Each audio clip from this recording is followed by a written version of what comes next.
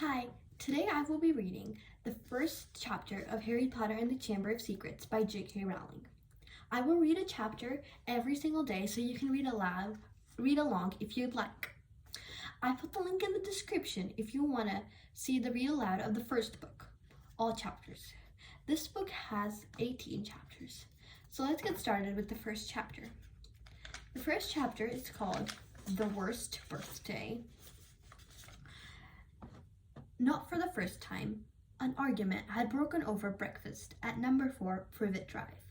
Mr. Vernon Dursley had been woken in the early hours of the morning by a loud hooting noise from his nephew Harry's room.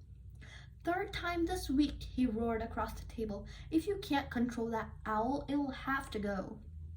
Harry tried yet again to explain. "She's bored," he said. "She's used to flying around outside. If I could just let her out at night."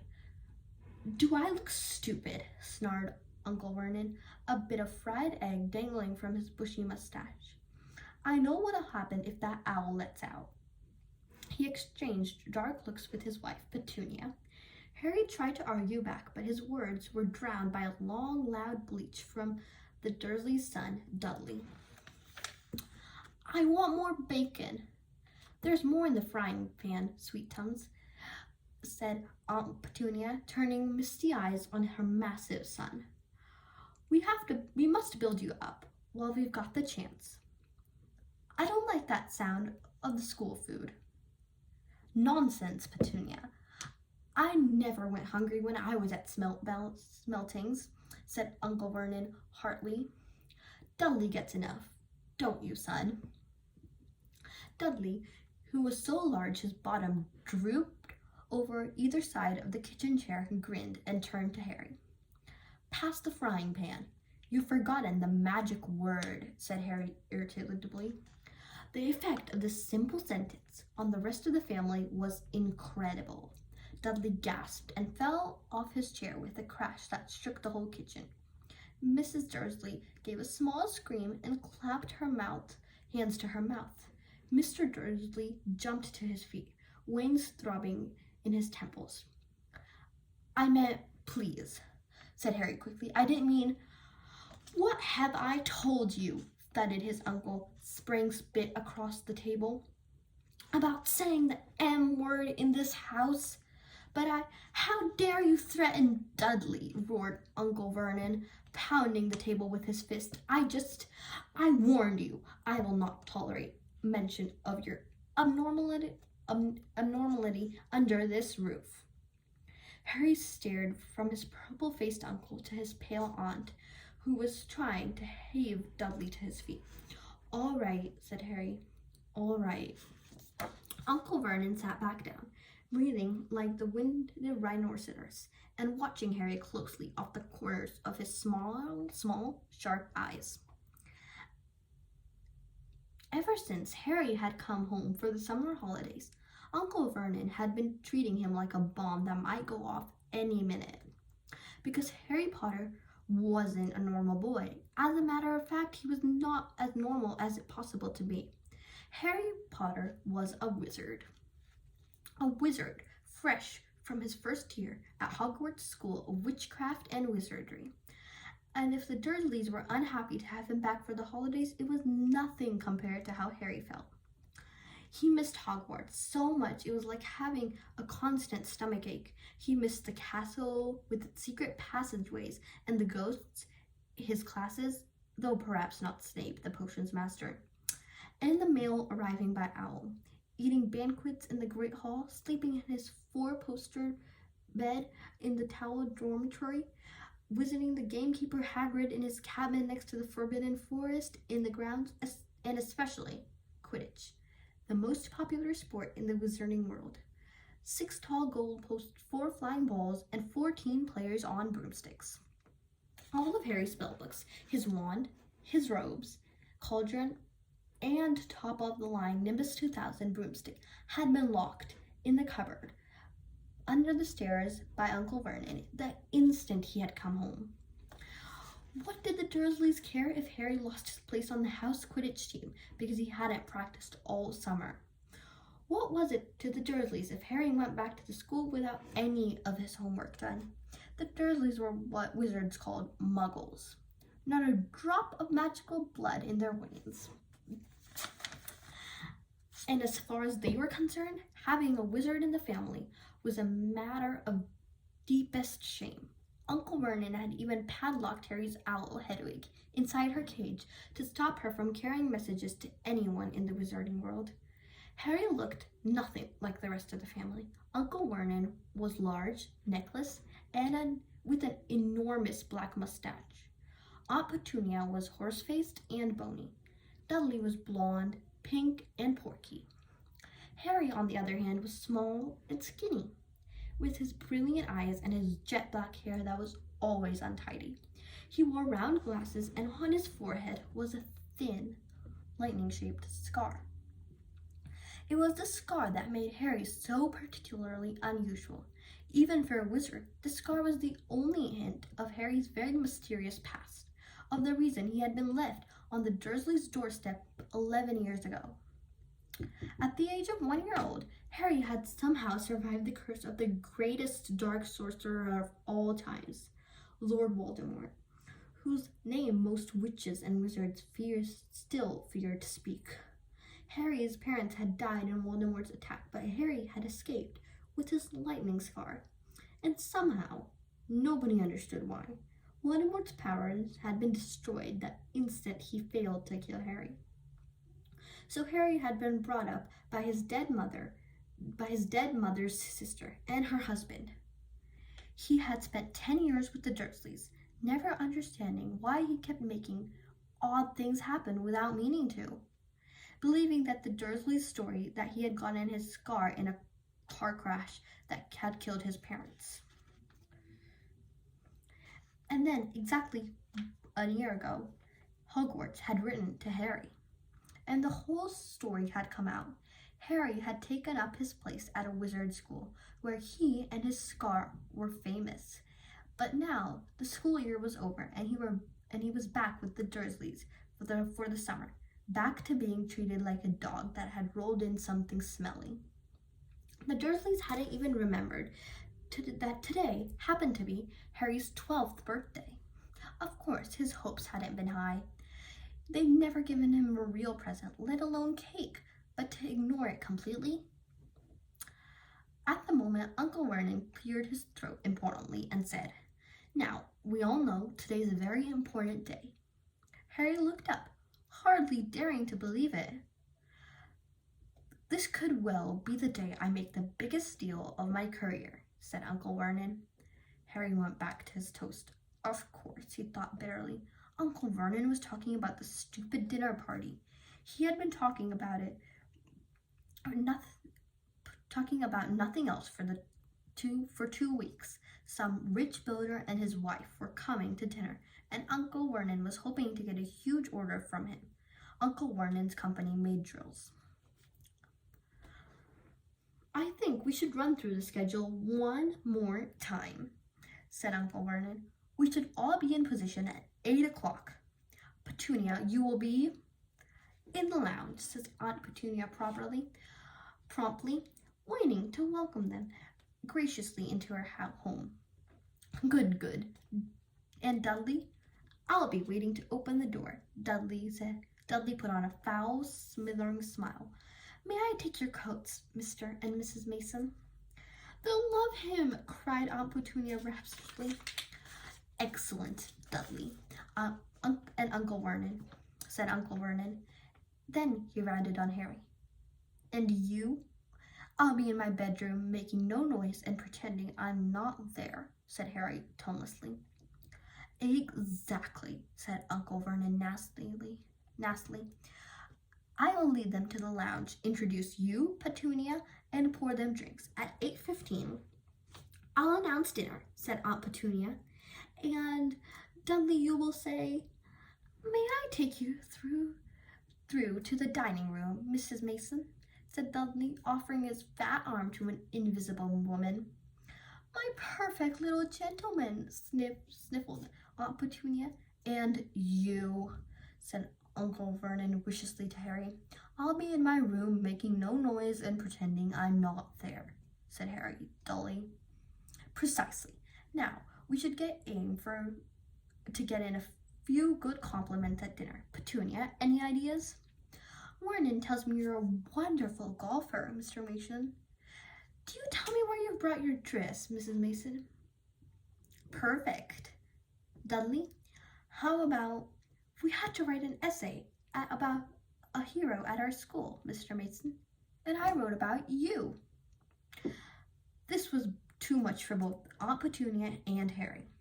Aunt Petunia burst into tears and hugged her son, while Harry ducked under the table so they wouldn't see him laughing. And you, boy. Harry fought to keep his face straight as he emerged. I'll be in my room, making no noise and pretending I'm not there, he said. Too right, you will, said Uncle Vernon forcefully. The Masons don't know anything about you, and it's going to stay that way. When dinner's over, you'll take Mrs. Mason back to the lounge for coffee. Petunia, I'll bring the subject around to drills. With any luck, I'll have the dean's deal signed and sealed before the news at 10. We'll be shopping for a vacation home in Macoria, this time tomorrow. Harry couldn't feel too excited about this. He didn't think the Dursleys would like him any better in Majora than they did on Privet Drive. Right. I'm off to town to pick up the dinner jackets for Dudley and me. And you, he snarked at Harry, you stay out of your aunt's way while she's cleaning. Harry left through the back door. It was a brilliant sunny day. He crossed the lawn, slumped on the garden bench, and sang under his breath, Happy birthday to me, happy birthday to me. No cards, no presents, and he would be spending the evening pretending not to exist. He gazed miserably at the hedge. He had never felt so lonely. More than anything else at Hogwarts, more than even playing Quidditch, Harry had missed his friends, Ron Weasley and Hermione Granger. They, however, didn't seem to be missing him at all. Neither of them had written to him all summer, even though Ron said he was going to ask Harry to come and stay. Countless times, Harry had been on the point of unlocking Hedwig's cage by magic and sending her to Ron and Hermione with a letter, but it wasn't worth the risk. Underage wizards were not allowed to use magic outside of school. Harry hadn't told the Dursleys this. He knew it was their only terror that he might turn them all into dog beetles that stopped them from locking him in the cupboard under the stairs with his wand and broomstick. For the first couple of weeks back, Harry had enjoyed muttering nonsense words under his breath and watching Dudley tearing out of the room as fast as his fat legs would carry him. But the long silence from Ron and Hermione had made Harry feel so cut off from the magical world that even taunting Dudley had lost its appeal, and now Ron and Hermione had forgotten his birthday. What wouldn't he give to get a message from Hogwarts, from any witch or wizard? He'd almost be glad in sight of his archenemy, Draco Malfoy, just to be sure it hadn't all been a dream. Not that his whole year at Hogwarts had been fun. At the very end of term, Harry had come face to face with none other than Lord Voldemort himself. Voldemort might still be ruined in his former self, but was still terrifying, still cunning, still determined to regain power.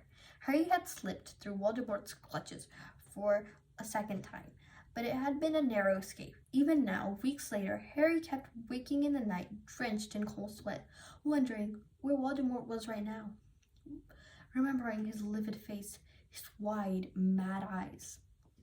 Harry suddenly sat bolt upright on the garden bench. He had been staring absently-mindedly into the hedge, and the hedge was staring back. Two ginormous green eyes had appeared among the leaves. Harry jumped to his feet just as a jeering voice floated across the lawn. I know what day it is, sang Dudley, waddling towards him. The huge eyes blinked and vanished. What? said Harry, not taking his eyes off the spot where they'd been. I know what day it is, Dudley repeated, coming right up to him. Well done. Said Harry, so you finally learned the days of the week. Today's your birthday, sneered Dudley. How come you haven't got any cards? Have you got any friends at that freak place? Better not to let your mom hear you talking about my school, said Harry coolly. Dudley hitched up his trousers, which were slipping down his fat bottom. What are you staring at the hedge? He asked suspiciously. I'm trying to decide what would be the best spell to set that on fire, said Harry. Dudley stumbled backward at once, the look of panic on his fat face. You can't. Dad told you not to do any magic. He said he'll chuck you out of the house. And you haven't got anywhere to go. You haven't got any friends to take you. Jiggery pokery, said Harry in a fierce voice. Hocus pocus. Squiggly wiggly. Mom! Howled Dudley, tripping over his feet as he dashed back into the house. Mom! He's doing you know what? Harry paid dearly for this moment of fun, as neither Dudley nor the hedge was in any way hurt. Aunt Petunia knew he hadn't really done magic, but still had to duck as she aimed a heavy blow at his head with the snow-soapy frying pan. She gave him work to do with the promise that he wouldn't eat again until he'd finished. While Dudley lolled around watching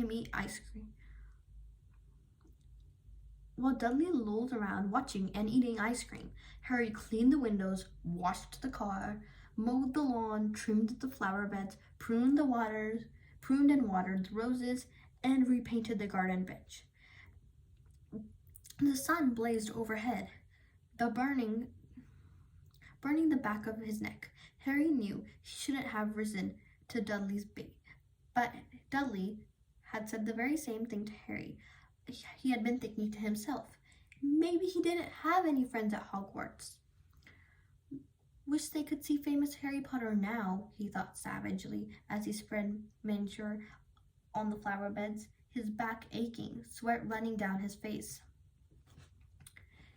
It was 7:30 in the evening when at last, exhausted, he heard Aunt Petunia calling him. Get in here and walk on the newspaper. Harry moved gladly into the shade of the gleaming kitchen. On top of the fridge stood tonight's pudding, a huge mound of whipped cream and sugared warlets. A loin of roast pork was sizzling in the oven.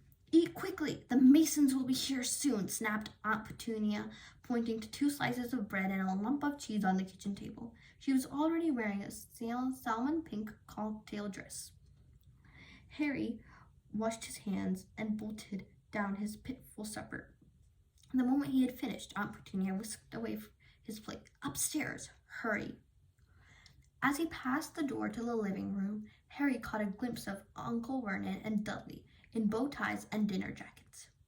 He had only reached upstairs when the doorbell rang, and Uncle Vernon's furious face appeared at the foot of the stairs. Remember, boy, one sound.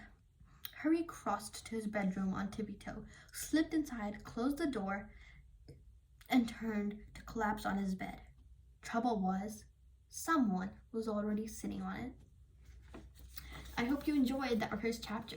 It leaves us on a cliffhanger to read the next. I'll be reading the next tomorrow. See you tomorrow. Bye.